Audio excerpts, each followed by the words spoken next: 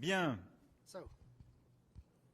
Monsieur le Président, cher Volodymyr, Monsieur le Chancelier, cher Friedrich, Monsieur le Premier ministre, cher Keir, Messieurs les envoyés spéciaux, cher Steve, cher Jared, merci beaucoup pour votre présence aujourd'hui avec nous, Mesdames et Messieurs les ministres, Mesdames et Messieurs en vos grades et qualités. Nous avons aujourd'hui tenu à Paris une nouvelle réunion des chefs d'État et de gouvernement des 35 pays qui composent la coalition des volontaires, aux côtés du président Zeleński et en présence d'une délégation américaine conduite par messieurs Witkoff et Kushner. C'est la 15e réunion de la coalition des volontaires que nous tenons depuis le 17 février 2025 et nous avions aujourd'hui à nos côtés 28 chefs d'État et de gouvernement, le secrétaire général de l'OTAN, la présidente de la Commission européenne et le président du Conseil européen. Cette réunion scelle aujourd'hui une avancée considérable qui est reflétée par la déclaration de Paris des garanties de sécurité robustes pour une paix solide et durable. Cette déclaration de la coalition des volontaires vient pour la première fois reconnaître une convergence opérationnelle entre les 35 pays qui composent la coalition des volontaires, l'Ukraine et les États-Unis d'Amérique, pour bâtir des garanties de sécurité robuste. Cette déclaration détaille chacune des composantes de ces garanties de sécurité. Nous avons eu un rapport qui a été fait par nos chefs d'état-major et par SACEUR, au titre de la coordination américaine. Et nous avons aussi acté ici même d'une cellule de coordination qui permettra d'intégrer pleinement justement l'ensemble des armées compétentes et qui permettra la coordination entre la coalition des volontaires, les États-Unis d'Amérique et l'Ukraine sur le plan opérationnel. Elle viendra en soutien, en coordination avec l'état-major de la coalition qui est réuni à Paris. Au sein de la coalition, nous avons, sur la base de tout le travail accompli au cours des derniers mois, consolider notre approche avec, premièrement, la mise en place de mécanismes de surveillance du cessez-le-feu qui seront placés justement sous un leadership américain, mais avec des contributions de plusieurs États qui ont marqué leur disponibilité. Deuxièmement, le soutien dans la durée.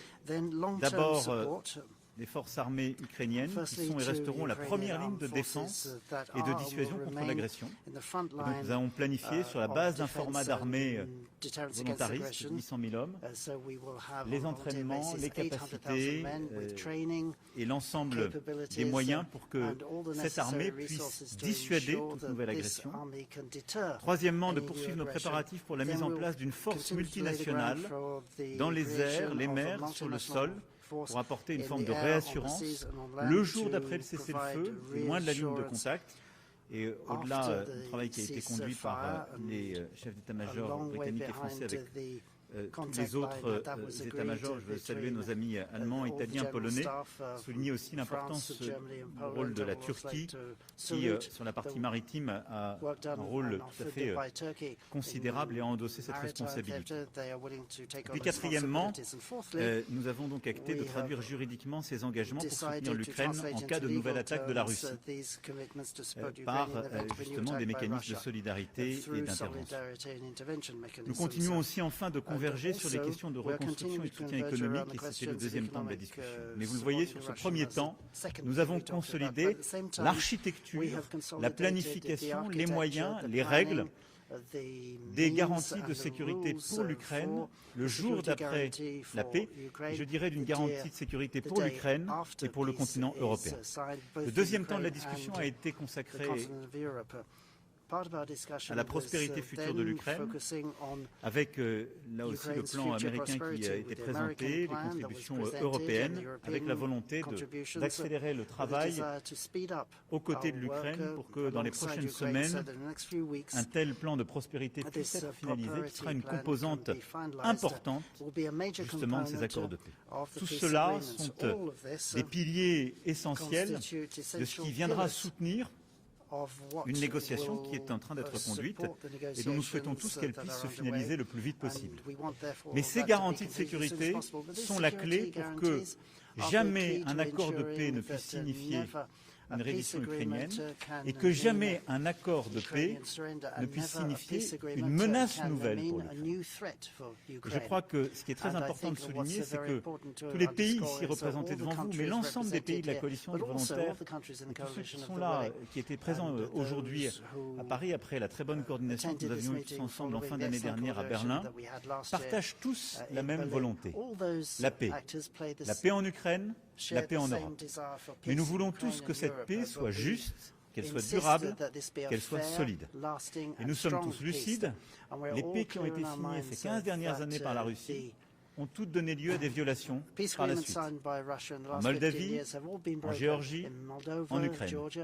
Et donc, fort de cette expérience, nous voulons que cette paix, elle ait ses garanties, instruites par l'expérience des Européens ces 15 dernières années. C'est pourquoi la déclaration de Paris permet d'acter ces garanties de sécurité légitimes et pour la première fois acte de cette convergence entre les membres de la coalition des volontaires, l'Ukraine et les États-Unis d'Amérique. Enfin, au-delà de cela, à court terme, nous continuerons d'apporter notre soutien à l'Ukraine pour faire face évidemment à tous les défis qui sont les siens en termes de protection de son espace aérien, de protection des civils qui sont encore la cible pendant que nous parlons des attaques russes et permettre de continuer aussi notre travail en termes de sanctions pour contraindre et réduire la capacité à financer cet effort de guerre par la Russie. Voilà, mesdames et messieurs, ce dont je voulais vous rendre compte en remerciant mes collègues ici présents et la délégation américaine qui est à nos côtés pour les avancées considérables qui ont été permises par justement cette réunion et ce sommet aujourd'hui. Je cède maintenant la parole à Monsieur le Président Zélenski. Cher Volodymyr. Дякую дуже. Дуже дякую тобі, дорогі Еммануеле, пане президенте. Дякую за запрошення і організацію. І Кіре, пане прем'єр-міністре Фрідріху, пане канцлеру, Стіве, Джареду, шановні журналісти, всі присутні. Перш за все, я дякую за нашу зустріч. Це одна з найбільш представницьких зустрічей коаліції охочих 27 лідерів держав Євросоюз, НАТО, представники Туреччини, Японії, Австралії, Нової Зеландії. Дійсно глобальна зустріч і дуже високий рівень дискусії. Важливо, що сьогодні є ґрунтовні документи коаліції. Це не тільки слова, конкретика. Спільна декларація усіх країн коаліції та тристороння декларація Франції, Британії та України. Документи ці є, і це сигнал, наскільки серйозно Європа і вся коаліція охочих готові працювати заради реальної безпеки. Цими документами ми посилюємо подальшу юридичну роботу в країнах з парламентами, щоб у той момент, коли дипломатія спрацює на завершенні війни, у нас була повна готовність розмістити сили коаліції охочих. Деталі пропрацьовані в системі інших документів. Визначено, які країни готові брати лідерство в елементах гарантування безпеки на землі, в небі, на морі, у відновленні. Визначено, які сили потрібні. Визначено, як сили будуть управлятись, на яких рівнях буде командування. Має бути визначено, як буде працювати моніторинг. Має бути абсолютно чітко визначено, як буде підтримуватись та фінансуватись належна сила та кількість української армії. Сьогодні я про це говорив окремо. Ми вважаємо ключовий елемент, наша українська сила, на основі нашої армії будуть ефективно працювати всі інші елементи. Військові Франції, Британії, України працювали детально щодо розміщення, щодо кількості, щодо конкретних видів зброї, щодо складових збройних сил, які потрібні і які зможуть спрацювати. У нас вже є такі необхідні деталі. Ми розуміємо, яка країна і на що готова з усіх країн коаліція охочих. Я хочу подякувати кожному лідеру, я хочу подякувати кожній державі, які дійсно хочуть бути частиною мирного рішення. Дуже предметно ми говорили сьогодні з американською командою щодо моніторингу. щоб не було порушень миру. Америка готова працювати щодо цього. Це для нас дуже важливо. Один з найбільш важливих компонентів – це стримування. Це інструменти, які не допустять нової російської агресії, і все це ми бачимо. Також ми значно просунулися з американською переговорною групою в роботі над документами. Сьогодні тут в Парижі були і ще будуть у нас окремі зустрічі з Стівом Віткофом та Джаредом Кушнером. Ми вважаємо, що у нас готові документи щодо гарантій безпеки двосторонні. Україна, Америка, а також тристоронні документи. Ми розраховуємо, що найближчим часом можливе підписання і вже пропрацьовуємо всі формати. Дай Бог, щоб нам дійсно це вдалося. Ми цінуємо готовність Сполучених Штатів дати підтримку силам, які мають не допускати повторення російської агресії. Бекстоп від Америки для нас це важливо. Ми розуміємо, який може бути таймінг всіх процесів. Всі погоджуємо, що це мають бути такі гарантії безпеки, які засновані на юридичних зобов'язаннях, зокрема затверджені Конгресом Сполучених Штатів. Звісно, є питання ще з документами, є деякі питання з документами 20 пунктів. Найбільше питання, що потрібно ще працювати, це питання територіальне. Ми обговорили деякі ідеї, які можуть допомогти. Якщо команди не зможуть вирішити деякі питання, можна виносити це питання на рівень лідерів. Сьогодні ще ми продовжимо. Українська команда залишається для додаткових зустрічей та додаткових перемовин. Я хочу подякувати тобі, Еммануелю, що у нас є така можливість, що наші команди зустрічаються 2 дні. Дякую тобі і дуже дякую американським колегам. Але головне архітектура того, якою має бути безпека після цієї війни, фактично вже є. І це в силах партнерів дотиснути, щоб Росія прийшла до моменту закінчення війни. Країна ніколи не була перепоною для миру. Росія була джерелом, початком цієї війни, джерелом агресії. В такій формулі зрозуміло, хто має зробити кроки ключові. Я дякую всім, хто допомагає нам, хто допомагає все-таки зробити все, щоб був мир. Кожен розуміє, що агресор повинен зупинитися, щоб мир запрацював. І всі інструменти для цього працюють. Від наших діпстрайків, санкцій і дипломатія, яка так важлива. Дуже важливо, що сьогодні говорили також про нашу протиповітряну оборону. І це питання піднімали інші лідери коаліції охочих. Це для нас щоденне завдання. Це правда. Україна потребує ракет для ППО, постійне постачання, оскільки російські удари, на жаль, незважаючи на дипломатію, але удари не припиняються. Росія не вкладається в дипломатію на 100% поки що. Але не вкладається тільки тому, що розраховує на удар по нашій енергетиці, по нашій інфраструктурі, по мирним містам і селам. Тому кожна наша зустріч, зокрема і про ППО. І в Мар-а-Лаго ми про це говорили з президентом Трампом. Я дуже дякую йому за розуміння і за підтримку. І тут в Парижі ми також піднімаємо питання ППО. Чим сильніший наш захист, тим сильніше зрештою буде і дипломатія. Дякуємо всім, хто готовий швидко допомагати. Слава Україні! The stronger will be our diplomacy. So thank you to all of you for your support. Thank you. Thank you, Emmanuel. And it's important that we're starting the year like this. European and American allies, side by side with President Zelensky, standing for peace. And we are closer to that goal than ever. But of course, the hardest yards are still ahead. So we're here today to keep driving that effort forward. And we've had a very constructive meeting, which is built on the excellent progress made in negotiations over recent days and weeks. The purpose of the Coalition of the Willing is to help deliver a peace that can last, and to work with the US to guarantee Ukraine's security for the long term. This work is now more advanced than ever. Today's joint declaration set that out in clear terms. On top of that, and alongside President Zelensky and President Macron, we went even further today. We signed a declaration of intent on the deployment of forces to Ukraine in the event of a peace deal. This is a vital part of our iron-cast commitment to stand with Ukraine for the long term. It paves the way for the legal framework under which British, French and partner forces could operate on Ukrainian soil, securing Ukraine's skies and seas, and regenerating Ukraine's armed forces for the future. We discussed these issues in detail today, and so I can say that following a ceasefire, the UK and France will establish military hubs across Ukraine and build protected facilities for weapons and military equipment to support Ukraine's defensive needs. And with our coalition partners, we've also agreed significant further steps. First, that we will participate in US-led monitoring and verification of any ceasefire. Second, we will support the long-time provision of armaments for Ukraine's defence.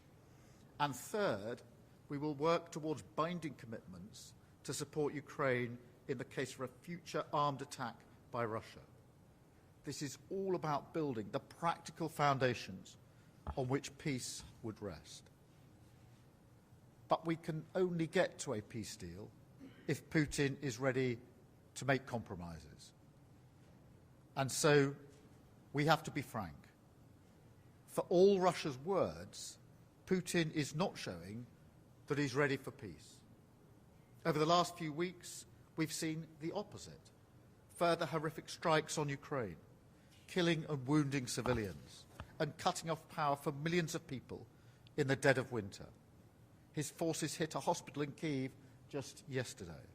And he's tried to distract from peace efforts with unfounded claims of attacks on his residence. Now, this only hardens our resolve. We will continue to step out our support for Ukraine's defence in 2026 to ensure it gets the equipment and backing it needs to continue the fight. And we will keep the pressure up on Russia, including further measures on oil traders and shadow fleet operators funding Putin's war chest. We will continue these efforts until they come to the table in good faith and until we realise the goal that we all share of a just and lasting peace. Thank you, Emmanuel. Merci, Monsieur le Premier. Thank you. Monsieur le Chancelier, dear Frederick. Chancellor, Frederick, over to you.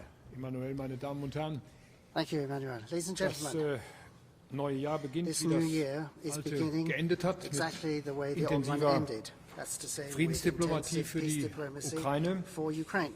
Und auf dem Weg hin zum Frieden geht Today's das meeting heutige Treffen der Koalition of the der Willigen coalition of the einen willing weiteren was a Schritt. further step on this Ich path will towards mich peace. zunächst herzlich And bedanken so I'd bei like to start Emmanuel by Macron thanking für Emmanuel Macron die Gastfreundschaft in for Paris, his hospitality here aber in auch Paris. bei Biden, bei Emmanuel I'd Macron und also Keir like Starmer to für die Vorbereitung dieses Thank Treffens both heute Emmanuel zusammen and mit Keir for preparing Volodymyr this meeting Zelensky. today, along with Volodymyr Denn, Zelensky. meine Damen und Herren, wir Because, sind ladies heute and in dem gentlemen, Dreieck today der Ukrainer, der in Europäer und the der Amerikaner triangle vorangekommen.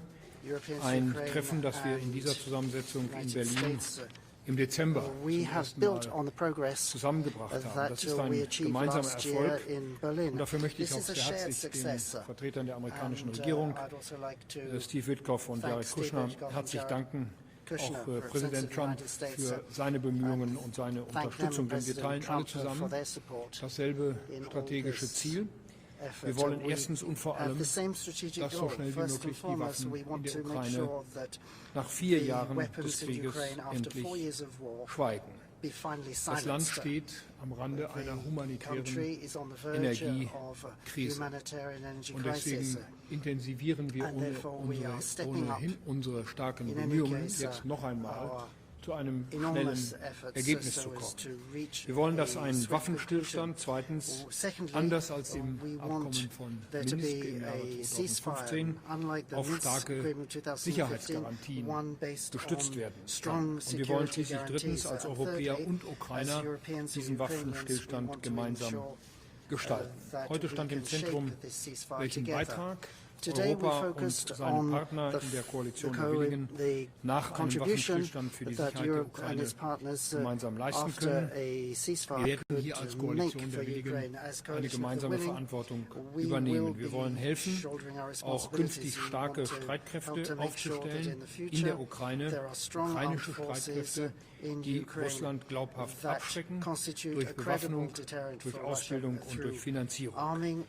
Wir werden uns am Monitoring eines Waffenstillstands beteiligen und wir werden auf Land, zur See und in der Luft zur Stärkung der Ukraine beitragen. Wir sind uns mit unseren Partnern in Washington einig, dass dafür Bedingungen erfüllt sein müssen. Es braucht erstens starke, rechtlich bindende Sicherheitsgarantien von uns allen, auch der USA, und einen starken amerikanischen Backstop zur Absicherung des europäischen Engagements. Ich bin sehr dankbar, dass die USA nicht erst seit heute dazu bereit sind. Der Waffenstillstand muss zweitens mit der russischen Seite so gestaltet sein, dass die Koalition der Willigen auch tätig werden kann. Wir arbeiten genau auf dieses Ziel hin. Und schließlich drittens muss selbstverständlich jeder Partner der Koalition nach seinen innerstaatlichen Verfahren zu gegebener Zeit beschließen, welchen Beitrag er leistet. Deutschland wird sich weiter politisch, finanziell und auch militärisch einbringen. Dazu kann zum Beispiel gehören, dass wir nach einem Waffenstillstand Kräfte für die Ukraine auf benachbartem NATO-Gebiet einmelden. Ich will hier an dieser Stelle sagen, über Art und Umfang eines deutschen Beitrages müssen und werden Bundesregierung und Deutscher Bundestag entscheiden, sobald die genannten Bedingungen geklärt sind. Ich will für mich sagen und auch für die Bundesregierung, wir schließen dabei grundsätzlich nichts aus. Deutschland ist schon heute im 4. Jahr des Krieges stärkster Unterstützer der Ukraine. Es wird auch nach einem Waffenstillstand eine deutsche Verantwortung für die Sicherheit der Ukraine und damit für die gemeinsame europäische Sicherheit geben. Wir haben heute darüber beraten, wie wir nach einem Waffenstillstand den Wiederaufbau der Ukraine befördern können. An einem entsprechenden Paket arbeiten wir im Kreis der europäischen Partner, eng abgestimmt mit den USA. Die EU-Kommissionspräsidentin hat heute auch Details dargelegt, wie die Kommission an einem solchen Paket arbeitet. Denn der Wiederaufbau ist untrennbar verbunden mit den Sicherheitsgarantien. Wirtschaftliche Stärke wird ein unverzichtbarer Garant dafür sein, dass die Ukraine Russland auch in Zukunft glaubwürdig abschreckt. Lieber Volodymyr, ich will es offen sagen, hieraus ergeben sich auch Erwartungen an die Ukraine. Dazu gehört, und das weißt du, darüber haben wir bereits in Brüssel gesprochen, die Ukraine muss sicherstellen, dass sich ihre jungen Männer dann auch in den Dienst einer sicheren und wirtschaftlich gesunden Ukraine stellen, statt nach Deutschland, nach Polen, nach Frankreich auszureisen, so wie wir es gegenwärtig erleben. Das ist ein Thema, das wir beide in Brüssel auch schon erörtert haben. Ich denke, das ist eine Erwartung, die auch die Ukraine erfüllen kann und sollte. Meine Damen und Herren, wir können heute nicht sagen, ob wir die Waffen in der Ukraine in 6 Wochen oder in 6 Monaten zum Schweigen bringen, aber für diesen Frieden arbeiten wir unermüdlich. Wir werden dabei sicherlich auch Kompromisse machen müssen. Wir werden dem Ideal eines gerechten Friedens nur nahe kommen, so wie wir uns das vorstellen. Aus heutiger Sicht, wir werden keine Lösungen aus dem diplomatischen Lehrbuch schaffen, aber unter den gegebenen geopolitischen Umständen erfordert es große Anstrengungen von uns, auch in den nächsten Tagen, Wochen, vielleicht Monaten. Wir werden das mit Hartnäckigkeit, mit Realismus und mit Weitblick das Beste versuchen zu erreichen, nämlich einen stabilen Waffenstillstand, starke Sicherheitsgarantien und einen Frieden in Europa, der Ukraine und Europäer miteinander eng verbindet und den wir auch gemeinsam gestalten. Noch einmal Dank für das gute Treffen heute. Es hat sich gelohnt, dass wir in so großer Zahl, übrigens nie zuvor in Präsenz, in dieser Koalition der Willigen, nie zuvor in Präsenz, in so großer Zahl, heute hier in Paris zusammen gewesen sind. Und das gibt das klare Zeichen an Russland, stoppt diesen Krieg.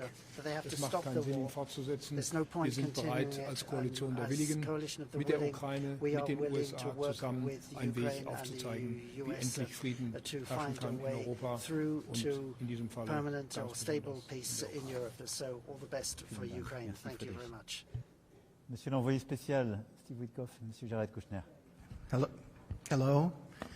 So, my name is Steve Witkoff. Hello, everybody. President Macron, I want to thank you for your hospitality. You're an incredible man, and thank God for you. And President Zelensky, I want to thank you for your commitment to the peace here, your team. You have an outstanding team, and it's our privilege to work on this endeavor. I want to be clear that Jared and I have been working with Ambassador Kushner for close to 10 hours today. And we'll be meeting with the Ukrainian delegation this evening, continuing that work. Because President Trump's mandate is that he wants a peace in Ukraine. And we are determined on his behalf to do everything possible to attain that peace. A lot of progress began first in Geneva. We made tremendous progress there. We moved on to Berlin. Lots of progress happened there. And as President Zelensky identified, we had a very compelling meeting in Mar-a-Lago. And we look forward to more progress as a result of everything that's occurred today. We think we're largely finished with security protocols, which are important so that the people of Ukraine know that when this ends, it ends forever. But we also think, critically, that we are very, very close to finishing up as robust a prosperity agreement as any country has ever seen coming out of conflicts like this. It will aspirationally mean large, large possibilities for the Ukrainian people, for people coming home from war who will find wonderful jobs out there. We're working with BlackRock, Larry Fink in this endeavor, and we think it's going to be very, very important for the people of Ukraine. And we believe that a robust economy correlates and works directly with these security protocols. It makes Ukraine a strong, independent nation, and we think that's really important in terms of the long-term future. Jared and I are prepared to do anything necessary to work with our European colleagues. Prime Minister Starmer, you've been incredible, as has Chancellor Merz, and all of the European nations who we met today, who we spoke with. It's all been an important meeting today, and we think we've made a lot of progress. We heard President Zelensky and some of the other people here talking about land options.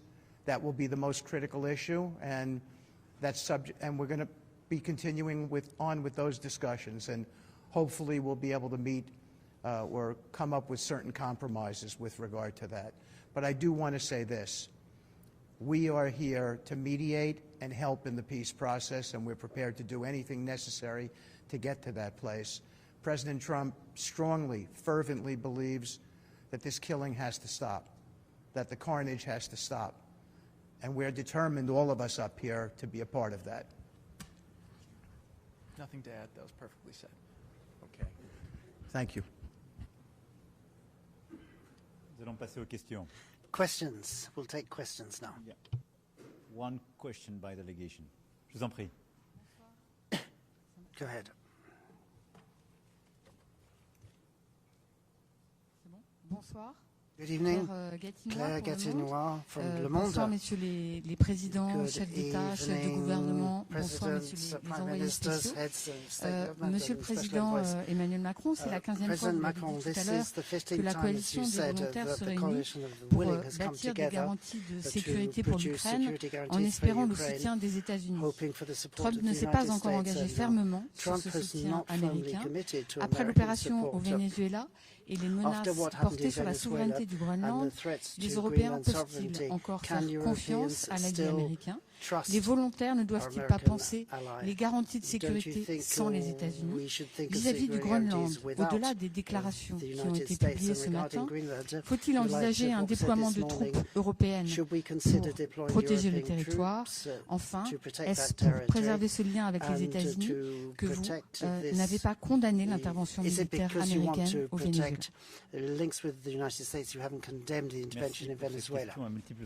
Thank you. Question. D'abord, sur la question du Venezuela, qui me semble étrangère à la question qui nous réunit aujourd'hui, la diplomatie a une voix et la diplomatie française s'est exprimée par les canaux qui conviennent routes il and faut la voir ways comme un French tout. diplomacy has Et je already crois avoir expressed été, itself. We have to la see that diplomatie française avec moi, as très a claire coherent sur le sujet. message. I think I've been very clear Sur about la that. question qui nous occupe, Regarding today's matters, la présence aujourd'hui des envoyés the spéciaux presence du of président Trump, President Trump's special les envoys engagements du today, président Trump and the lui-même, commitments by President en Trump particulier ce qu'il a himself, pu dire lors du in rendez-vous particular qui s'est what tenu à he Mar-a-Lago said en fin at d'année the dernière avec le meeting in président Mar-a-Lago at the Zélenski, end of last year with President disent au Zelensky. contraire l'engagement des États-Unis d'Amérique pour bâtir la paix et prendre leurs That responsabilités. was about American commitment to Cette coalition des volontaires marque une étape nouvelle qui me semble correspondre à ce que nous défendons et qui, d'ailleurs, est conforme aux souhaits américains. Ce que la France défend depuis plusieurs années, c'est une Europe plus indépendante et c'est une plus grande autonomie stratégique, c'est-à-dire une Europe qui s'occupe de sa sécurité, davantage, en respectant le cadre otanien, mais qui prend davantage sa part. Ce que le président Trump a constamment dit, dans son premier mandat comme dans celui-ci, c'est que les Européens doivent prendre plus de la part du fardeau. C'est ce qu'il nous demande de faire. C'est cohérent. Et donc tout le travail qui a été fait ces derniers mois, à travers la coalition des volontaires, c'est d'avoir les Européens, mais je veux aussi souligner la présence dans la coalition des volontaires du Canada, de la Nouvelle-Zélande, de l'Australie, de plusieurs autres puissances, du Japon. En particulier, le Premier ministre canadien était avec nous aujourd'hui, ce qui est un signal très fort, et est engagé dans ces garanties de sécurité. Donc cette coalition des volontaires, elle est, si je puis dire, le cœur battant de ce soutien à l'Ukraine pour les garanties de sécurité. Elle dit le jour d'après la paix, voilà comment nous nous mettons en situation d'apporter à l'Ukraine ces différentes composantes, et en particulier un format d'armée ukrainienne qui dissuadera toute nouvelle agression, des forces multinationales de réassurance et des règles d'engagement. Dans ce contexte-là, le soutien et la participation américaine sont très importants pour beaucoup de pays. Elles sont très importantes pour beaucoup de pays qui sont membres de l'OTAN. Elles sont très importantes parce que les capacités américaines, parfois une exclusivité sur certaines composantes de ces garanties de sécurité qui les rendent clés. Ces dernières semaines ont marqué un changement, puisqu'il y a eu un engagement américain. Ça a été dit par le chancelier Merz, dont rendez-vous à Berlin a permis d'acter déjà une étape et un mouvement. Ensuite, SACEUR, et donc le général américain en charge des forces justement américaines en Europe, mais également les coordonnants au titre de la participation américaine dans l'OTAN étaient présents avec nous et a participé à la planification. Et donc il y a aujourd'hui ces différentes couches de garantie de sécurité où les États-Unis d'Amérique ont clarifié leur participation, et en particulier sur ce qu'on appelle le monitoring, c'est-à-dire la surveillance de la ligne de front. Les capacités d'observation et de suivi américaines sont absolument déterminantes et ont été confirmées. Donc tout ça pour vous dire que ces derniers mois, nous avons élaboré un ensemble, il est cohérent, il est solide. Les États-Unis d'Amérique nous ont demandé de faire plus. Nous le faisons et c'est légitime et nous le voulons. Nous avons pour la première fois une coalition des volontaires qui porte de telles garanties, mais nous avons aussi une participation américaine par les moyens qu'elle apporte et ce fameux backstop, c'est-à-dire ces garanties. Dans ce contexte-là, à la fois les déclarations du président Trump à Mar-a-Lago avec le président Zelensky en fin d'année dernière, ce qui a été réaffirmé par les généraux compétents dans la chaîne de commandement américaine, et ce qui a été porté aujourd'hui par messieurs Witkoff et Kouchner est cohérent, c'est un engagement américain pour la paix. Je les en remercie. Et donc, je n'ai pas lieu de suivre quelques thèses qui douteraient de cet engagement, compte tenu de leur présence, des mots très forts qu'ils ont eu aujourd'hui, et du travail qui a été mené avec les États-Unis d'Amérique pour conduire ce dispositif. J'ajoute que les États-Unis d'Amérique, en tant que signataires de la Charte des Nations Unies et membres de l'OTAN, sont aussi des alliés des Européens. Et donc, c'est en tant que tels qu'ils sont présents aujourd'hui et qu'ils ont travaillé à nos côtés durant ces dernières semaines. Merci beaucoup.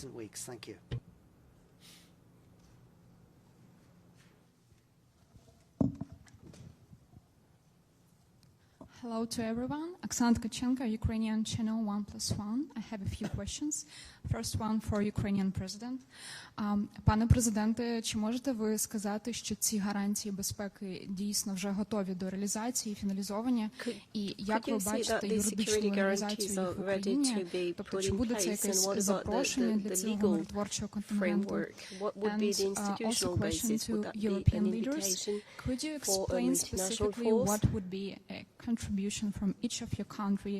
Can we name a number of troops, a mandate they will have? And to the American side, if I may, what does it mean being a backstop in these security guarantees? And when are you going to present them to President Trump and to the Russian side? Is there any specific date for meeting? Thank you. Дякую за запитання.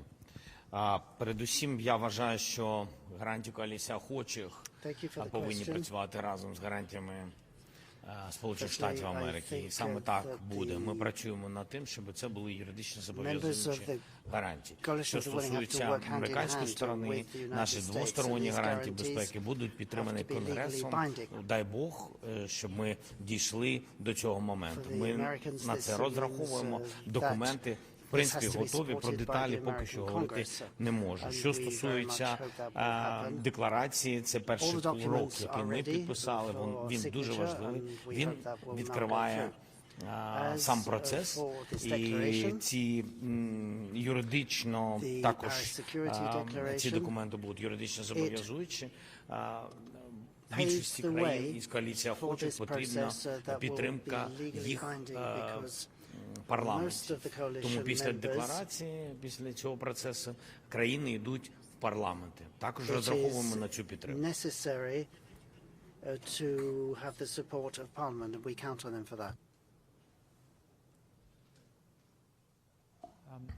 So with regards to the security guarantees, there was extensive conversations about that with President Zelensky and President Trump at Mar-a-Lago in December. And I think that they really resolved most, if not all, of the issues that are outstanding on that. These have been really designed over the last really month in consultation with the Ukrainians, with the Europeans. I will say I think today was a very, very big milestone. And I thank President Macron for assembling this and for all of the work that everyone here has done behind the scenes to bring this together. This does not mean that we will make peace, but peace would not be possible without the progress that was made here today, meaning that if Ukraine is going to make a final deal, they have to know that after a deal, they are secure, they have obviously a robust deterrence, and there's real backstops to make sure that this will not happen again. One of the reasons why President Trump is comfortable with where the security guarantees are headed towards is because based on his assessments and his conversations with President Putin is that if we can make the right deal, it would mean a deal where both sides look to de-escalate, that there's a real monitoring mechanism, real ability, if there ever is a violation, to have deconfliction and hopefully, de-escalation. And obviously, you create a robust deterrence, peace through strength, where it's unlikely that somebody will ever go and start this again. So this is a really important building block towards an eventual peace deal, and I think that it's a big, big milestone that was reached today between the Europeans with the Coalition of the Willing, and I really want to just thank the DoD and the whole amazing team in the U.S. Obviously, you saw last week the incredible capability of the U.S. military, and that's just a small piece of what they're capable of doing. And so they've been really thinking about this, and they believe that a real peace here is possible, and there are ways to stand behind it.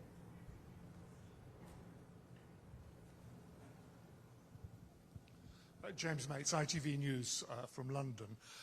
Mr. Starmer, Prime Minister, today's commitments by the United States are already being called a game changer, and I know there's a reluctance to talk about Greenland today, but what value do these commitments have on the very day that at the highest levels of government in Washington they are talking about seizing the sovereign territory of a fellow NATO member? Mr. Witkoff or Mr. Kushner, if I may ask you, the commitments made today, does President Trump commit to coming to the aid of any European forces deployed in Ukraine were they to come into conflict with Russian forces? will President Trump have their back?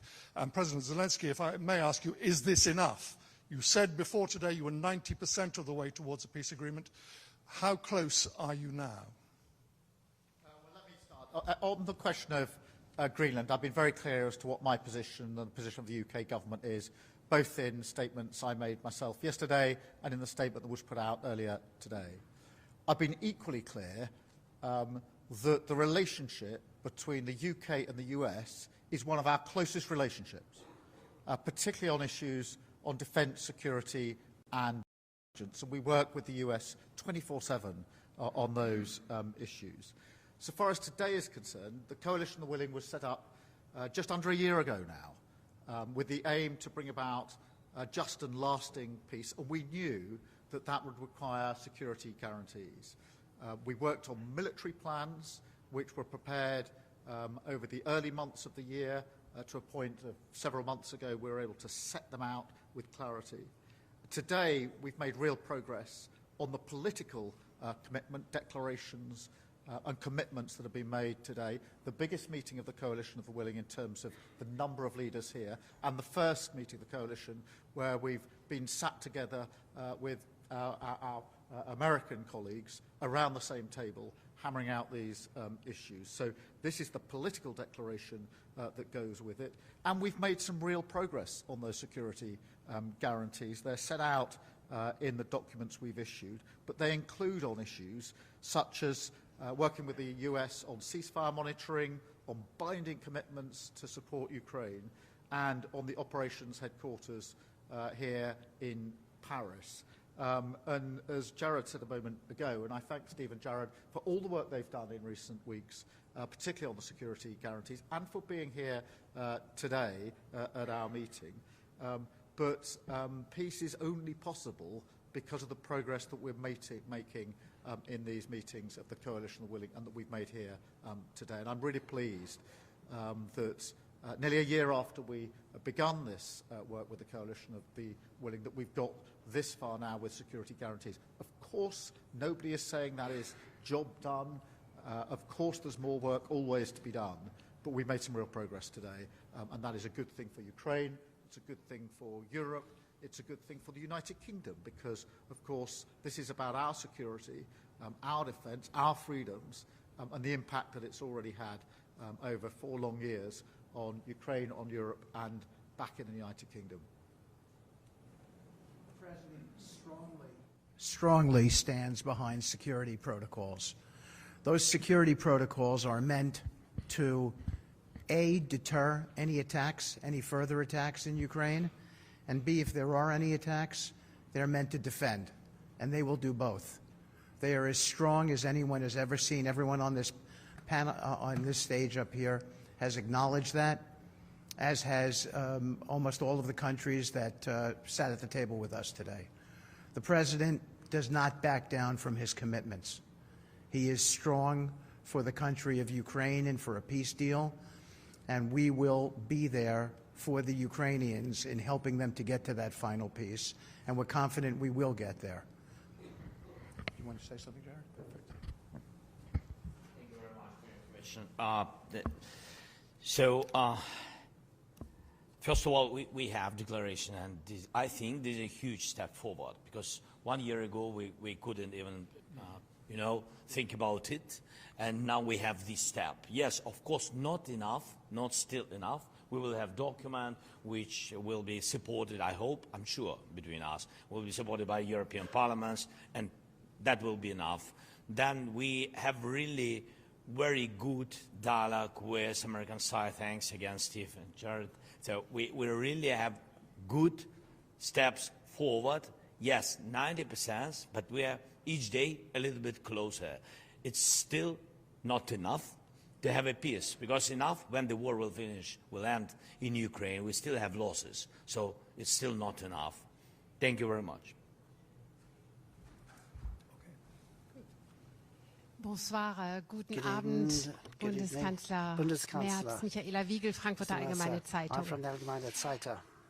Hier ist von vielen wichtigen Etappen die Rede. Eine wichtige Etappe ist vielleicht auch, dass Deutschland bereit ist, militärisch sich an der Koalition der Willigen zu beteiligen. Herr Bundeskanzler, reicht es, im benachbarten NATO-Gebiet Soldaten zu stationieren? Können Sie etwas mehr sagen, auch was die Erwartungen, die an Sie herangetragen worden sind? Sie haben es schon erwähnt, Deutschland ist der wichtigste Unterstützer. Müssen wir militärisch uns stärker beteiligen? Frau Wegel, vielen Dank für die Frage. Wir haben das sehr ausführlich miteinander diskutiert. Ich habe für die Bundesregierung erklärt, dass wir selbstverständlich bereit sind, auch an den Sicherheitsgarantien teilzunehmen. In welcher Form wir das machen können, ist zurzeit offen, weil das gesamte Paket der Sicherheitsgarantien noch nicht abschließend besprochen worden ist. Es gibt jetzt erste sehr konkrete Vorschläge. Wenn Deutschland sich daran beteiligt, dann bedarf dies zunächst eines Beschlusses der Bundesregierung und anschließend einer Bestätigung des Deutschen Bundestages. Ich werde der Bundesregierung und gegebenenfalls dem Deutschen Bundestag auch erst dann Vorschläge unterbreiten, wenn es hier zu einem Waffenstillstand gekommen ist. Und wenn wir in der Koalition der Willigen zu einer entsprechenden gemeinsamen Vorgehensweise Vereinbarung getroffen haben. Wir sind auf dem Weg dorthin. Aber ich habe in der Runde heute Nachmittag auch noch einmal deutlich gemacht, es kann auch richtig sein, beides zu tun. Sowohl Truppen in der Ukraine zu stationieren, das sind vor allen Dingen die Truppen der Ukraine, die gestärkt werden müssen, die unterstützt werden müssen, aber dann eben auch in benachbarten Staaten zur Ukraine weitere Truppen zu stationieren, die für den Fall einer erneuten russischen Aggression eingesetzt werden können.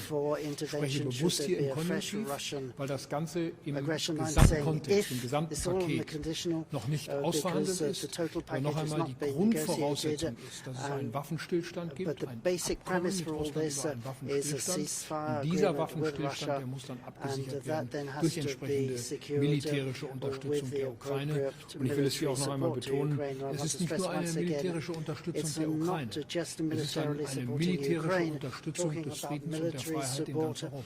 Und deswegen engagieren wir uns hier auch. Es geht nicht allein um die territoriale Integrität der Ukraine. Es geht um die dauerhafte Aufrechterhaltung der politischen Friedensordnung und Freiheitsordnung in ganz Europa. Und die haben wir immer verteidigt. Und da ist Abschreckung das Stichwort der letzten 70 Jahre. Und das wird es nach meiner festen Überzeugung auch für die nächsten Jahre und Jahrzehnte bleiben. Cette conférence de presse est maintenant terminée. That's the end of the press conference. Thank you all very much and good night. And Happy New Year once again to you all.